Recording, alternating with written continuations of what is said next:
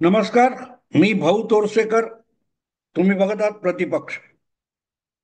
मित्रांनो, 10 तारीखला म्हणजे राष्ट्रपती उपराष्ट्रपती पदाच्या निवडणुकीचा मतदान आणि निकाल आल्यानंतर दुसऱ्या दिवशी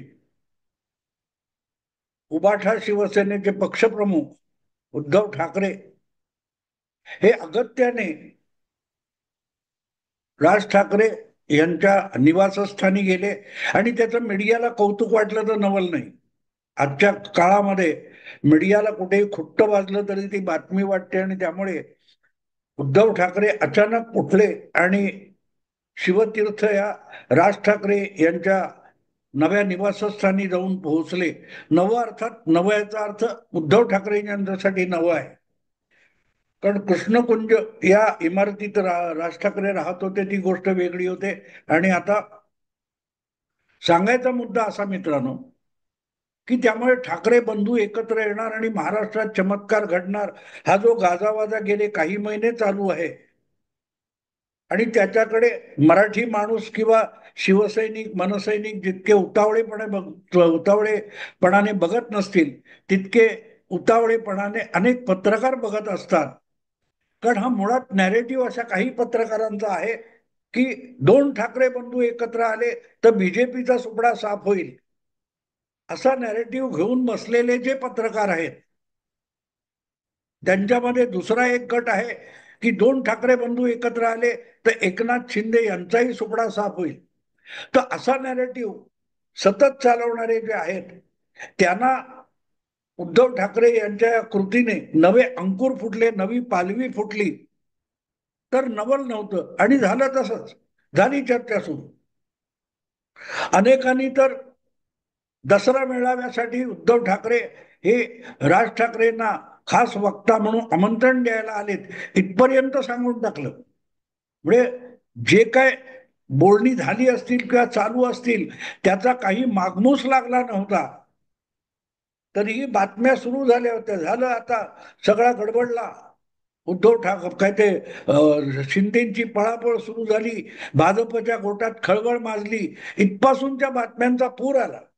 आणि साधारण तासभर झालं नसेल तर त्या बैठकीच्या बाहेर असलेले किंवा बाहेर आलेले संजय राऊत, जे उद्धव ठाकरेंचे अत्यंत विश्वासू सहकारी आणि प्रवक्ते आहेत, त्यांनी येऊन या सगळ्यावर पाणी ओतण्याचा प्रकार केला. कारण अगदी सत्य सांगू का, तुम्हाला सत्य ऐकायचं का, असं म्हणत संजय राऊत यांनी खुलासा केला की गणपतीच्या दिवशी किंवा गणेशोत्सवासाठी उद्धव ठाकरे सहकुटुंब सहपरिवार हे उद्धव राज ठाकरेंच्या घरी शिवतीर्थावर आले होते. तेव्हा त्यांच्या मावशी आणि काकी दोन्ही नात्यांनी आहेत त्या कुंदा मावशींनी उद्धव ठाकरेंना सांगितलं होतं, अरे या गर्दीत काय कधीतरी एकदा वेळ काढून एक गप्पा मारू, बोलायचंय तुझ्याशी खूप. आणि म्हणून उद्धव ठाकरे हे शिवतीर्थवर 10 तारीखला आले, असा खुलासा शिवसेनेचे प्रवक्ते उर्बाठा शिवसेनेचे प्रवक्ते संजय राऊत यांनी केला. आणि त्यामुळे हे नुसते इकडे आले तर दसरा मेळाव्यामध्ये राज ठाकरेंचं भाषण सुद्धा ज्या पत्रकारांनी उरकून गेलं होतं ते पुरते तोंडघशी पडले. तुलनेने मला कौतुक वाटलं ते सुषमा अंधारे यांचं, की त्यांनी सावधपणा बाळगला. हा विषय सगळा उच्च पातळीवरचा आहे, हायकमांड पातळीवरचा आहे, त्यामुळे त्याविषयी आपण आता कुठलीही प्रतिक्रिया देणार नाही, अशी सावधानता सुषमाताईंनी बाळगली. त्यांचं कौतुक केलं पाहिजे. अन्यथा जगात कुठे काही ट्रम्प घसरून पडले तरीही सुषमाताई आपलं मत व्यक्त करतात. त्यांनी स्वपक्षातल्या एवढ्या मोठ्या घटनेविषयी कुठलंही वक्तव्य करायचं टाळलं. हे खरं पत्रकारांनी हे सौजन्य पाळलं पाहिजे की बाबा कुठची घटना घडलेली नाही, त्या घटनेचं रिपोर्टिंग करताना ती घटना घडली अशी कल्पना करून कल्पना विलास जो मांडला जातो असो. शेवटी साधारण 3 तासानंतर याविषयी जो थोडासा खुलासा आला तो असा की 2.5-3 तास किंवा 2 तास जे काय असतील बंद दरवाजा आड ही दोन भावांची बैठक झाली. आणि त्यामध्ये दोन्ही बाजूचे सहकारी, ज्येष्ठ सहकारी आलेले होते. म्हणजे संजय राऊत असतील, अनिल परब उद्धव ठाकरेंच्या बाजूने असतील, तर तिकडे बाळा नांदगावकर आणि कोण संदीप देशपांडे वगैरे असतील, तर खरोखरच गंभीर चर्चा झाली असणार यात शंका नाही.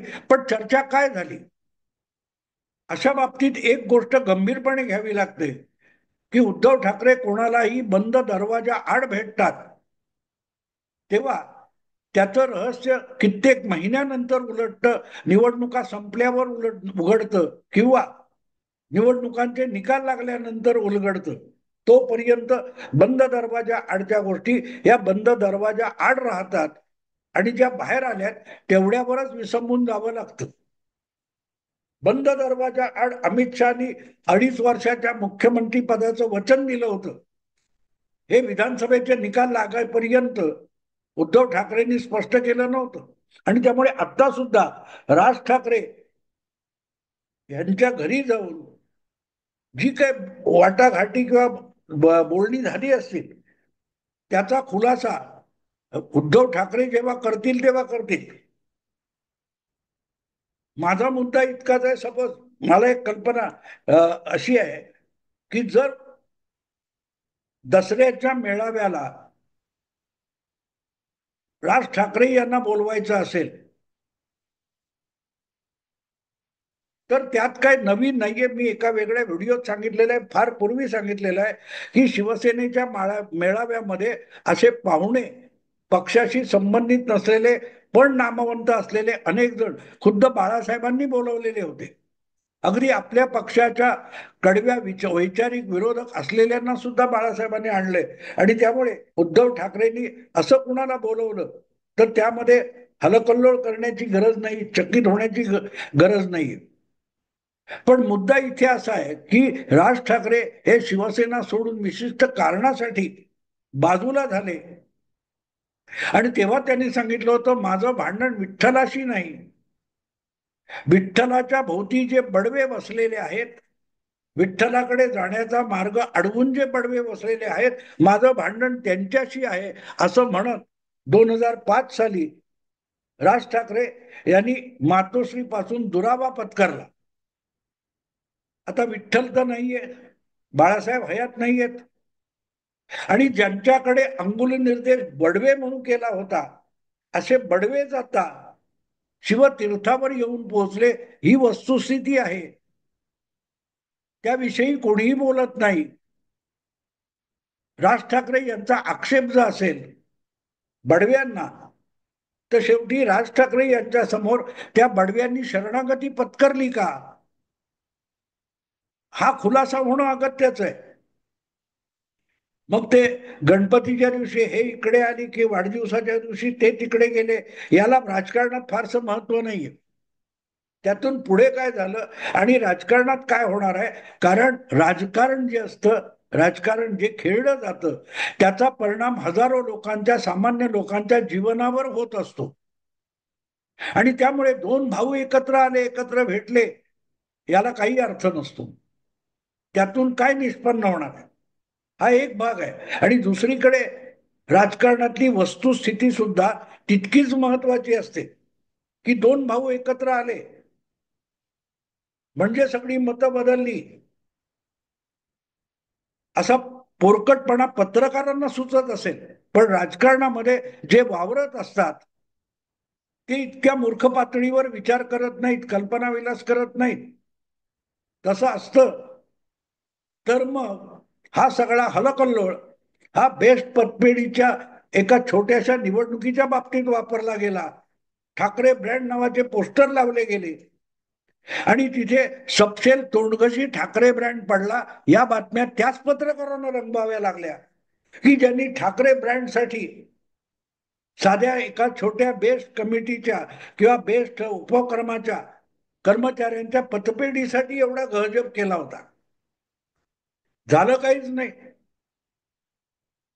आणि शेवटी राज ठाकरेंनी तर हात झटकले, मला माहिती नाही कुठची पतपेढी आहे.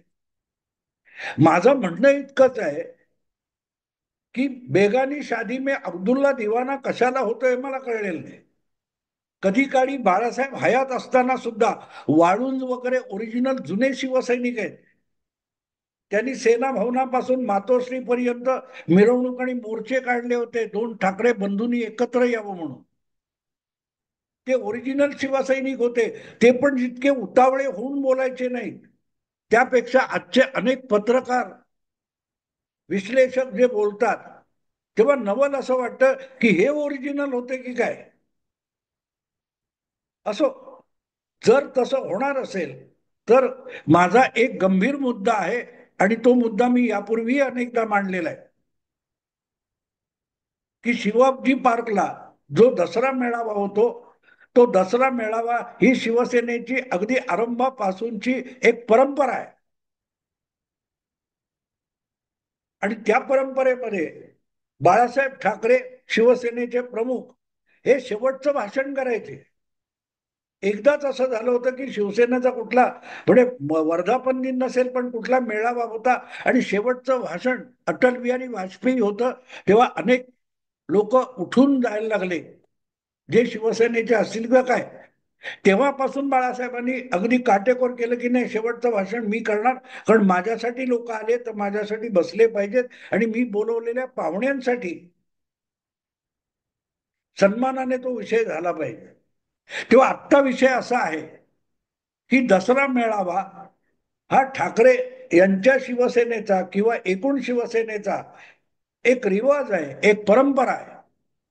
आणि त्यामुळेच तुम्हाला आठवत असेल तर 2022 मध्ये शिवाजी पार्क मैदान आपल्या मेळाव्याला मिळावं म्हणून एकनाथ शिंदे यांच्या शिवसेनेकडून पण प्रयास झाला होता, पण मामला शेवटी कोर्टात गेला आणि परंपरेचा आधार घेत शिवाजी पार्क मैदान हे उद्धव गटाला देण्यात आलं. बीकेसी मध्ये मला वाटतं एकनाथ शिंदे यांच्या अधिकृत शिवसेनेने बीकेसी मध्ये आपला मेळावा घेतला होता. त्यात मुद्दा इतकाच आहे की रिवाज ठाकरे ब्रँडचा आहे, शिवसेनेचा आहे, पण आज तो रिवाज दोन्ही बाजू पाळतात. एकनाथ शिंदे पण मेळावा घेतात, पण शिवाजी पार्कचा मेळावा हा बाळासाहेबांच्या मुलाकडे किंवा नातवाकडे आहे आणि त्यामुळे हा होणार आहे. पण मुद्दा त्यापेक्षाही महत्वाचा असा आहे की याच दसरा मेळाव्यापासून एक घोषणा अर्धशतकापेक्षा अधिक काळ गुंजत आणि गाजत राहिलेली आहे. अरे आवाज कुणाचा? शिवसेनेचा, असं होतं. आणि इथे गंमत अशी आहे की मैदान दणाणून सोडण्याची क्षमता जी बाळासाहेबांकडे होती ती उद्धव ठाकरेंकडे नाहीये. पण तेच मैदान दणाणून टाकायची ताकद गुढीपाडव्याला आपल्या पक्षाचा स्वतंत्र मेळावा प्रतिवर्षी घेत राज ठाकरे यांनी ते मैदान दणाणून टाकण्याची आपली क्षमता वारंवार दाखवलेली आहे. करोना काळ आणि त्यातला लॉकडाऊन, त्यातले निर्बंध उठले असताना पहिली मुंबईतली सगळ्यात मोठी सभा किंवा मेळावा राज ठाकरे यांनी घेतला होता. आणि तुम्हाला आठवत असेल तर त्यांनी तो मेळावा दणाणून टाकला होता आणि सत्ताधारी आणि विरोधी राजकारणामध्ये खळबळ माजली होती. अशा राज ठाकरेंना जर दसरा मेळाव्यामध्ये उद्धव ठाकरे आपल्या पक्षाच्या मंचावर बोलवणार असतील तर तो फक्त युतीचा काय ती घोषणा करायची म्हणून आहे का? कारण दसरा मेळाव्यामध्ये तसे गोपीनाथ मुंडे किंवा प्रमोद महाजन असेही नेते यापूर्वी येऊन गेलेले. आणि म्हणून मला प्रश्न हा पडतो की जर दसरा मेळाव्यामध्ये युतीची घोषणा होणार असेल आणि त्यासाठी मनसेचे संस्थापक अध्यक्ष राज ठाकरे यांना बोलावलं जाणार असेल, तर मग अखेरचं भाषण, लास्ट वर्ड कोणाचा असणार? अर्थातच तो उद्धव ठाकरेंचा असला पाहिजे, कारण वरळी डोम मध्ये मराठी अस्मितेसाठी जो मेळावा घेण्यात आला त्यामध्ये कोणाचाही झेंडा नव्हता. पण नंतरचं भाषण किंवा शेवटचं भाषण उद्धव ठाकरे यांचं झालं होतं. ते नेहमीप्रमाणे भरकटलं. पण राज ठाकरे यांनी मुद्देसूद बोलून दाखवलं होतं. कुठली पक्षीय किंवा राजकीय भूमिका मांडली नव्हती, पण उद्धव ठाकरेंना त्या प्रसंगी सुद्धा आपला व्यक्तिगत आणि राजकीय संयम राखता आला नव्हता. अशा परिस्थितीत दसरा मेळाव्याला जर राज ठाकरे यांना प्रमुख वक्ता म्हणून किंवा महत्वाचा वक्ता म्हणून, पाहुणा वक्ता म्हणून आमंत्रित केलं असेल, तर तिथे होणारी जी भाषणं असतील दोन्ही भावांची, त्यांची जी तुलना असेल ती कशी समजून घेतली जाणार आहे. कारण रिवाज उद्धव ठाकरेंचा असेल, पण आज एक वस्तुस्थिती आहे, आवाज राज ठाकरेंचा आहे. त्यामुळे रिवाज कुणाचा आणि आवाज कुणाचा असं स्वरूप उबाठा शिवसेनेच्या दसरा मेळाव्याला येण्याची शक्यता आहे. आणि ते आलं तर त्याचा परिणाम काय होईल. दुसरी गोष्ट, अजूनही अगदी क्लिअर सिग्नल दोन्ही बाजूंनी दिला जात नाही. तसं दोन्ही बाजूंनी म्हणण्यापेक्षा एका बाजूने दिला जातो, दुसरी बाजू त्याविषयी संपूर्ण मौन धारण करू नये. तुलनेने एक पक्ष एकही आमदार नसलेला आहे, दुसरीकडे 20 आमदार आणि 9 खासदारांचा उबाठा शिवसेना हा पक्ष आहे. पण नेतृत्वाच्या बाबतीत आणि मैदान गाजवण्याच्या बाबतीत बघितलं तर मनसेचं म्हणजे राज ठाकरेंचं पारडं जड आहे आणि उद्धव ठाकरेंचं हलकं आहे. तसे दोन्ही पक्षाचे अनुयायी, फॉलोअर, समर्थक, पाठीराखे हे एकाच भूमिकेतले आहेत. मराठी अस्मितेतले सुद्धा आहेत आणि हिंदुत्वाचे सुद्धा आहेत. नेत्यांनी काय भूमिका घेतल्या किंवा बदलल्या बाजूला ठेवा, पण दोन्ही पक्षांची जी मानसिकता आहे ती हिंदुत्व आणि मराठी अस्मिता यांच्या जवळ घोटाळणारी आणि घुटमळणारी आहे. अशा परिस्थितीत राज ठाकरे यांनी दसरा मेळाव्यात हजेरी लावली किंवा त्यांना बोलावलं गेलं आणि मैदान दणाणून टाकलं, तर मग त्याची पुनरावृत्ती राज्याच्या इतर भागामध्ये, इतर महानगरामध्ये होणार का. आणि रिवाज उद्धव ठाकरेंचा पण आवाज राज ठाकरेंचा, अशा पद्धतीमध्ये ही युती वाटचाल करू शकेल का याचा विचार करा.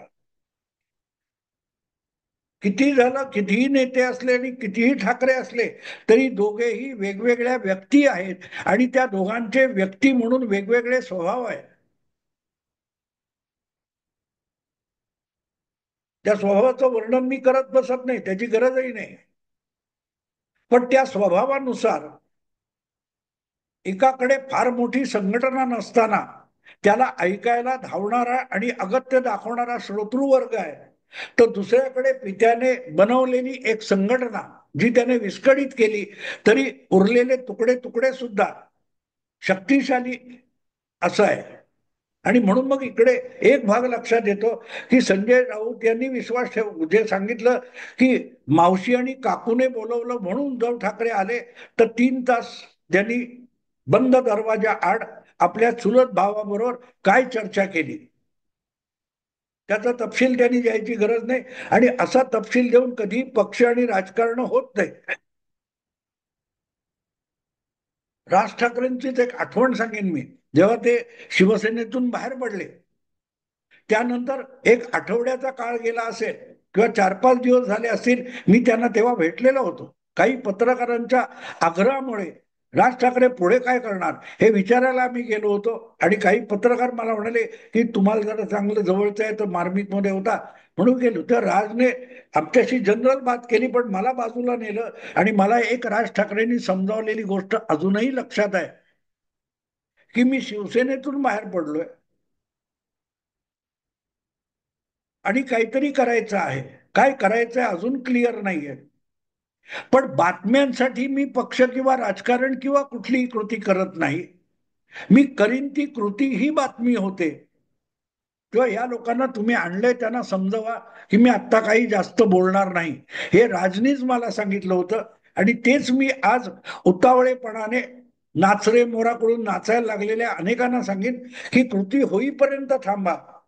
कारण अगदी वरळी डोमच्या त्या मेळाव्यानंतर सुद्धा राज ठाकरेंनी हेच सांगितलं होतं की हा मेळावा मराठी भाषेसाठी आणि अस्मितेसाठी होता. युती वगैरेच्या गोष्टी मनसेच्या नेत्यांनी, कार्यकर्त्यांनी, पदाधिकाऱ्यांनी कुठेही अगळ बोलू नये. तेव्हा रिवाज कोणाचा आणि आवाज कोणाचा याचं कोडं सुटलेलं नाही तोपर्यंत उतावळेपणाने गुडघ्याला बाशिंग बांधून कोणीही धावत सुटू नये. एवढंच बोलून थांबतो. आवडलं लाईक करा, शेअर करा आणि प्रतिपक्षाला सबस्क्राईब करा. नमस्कार.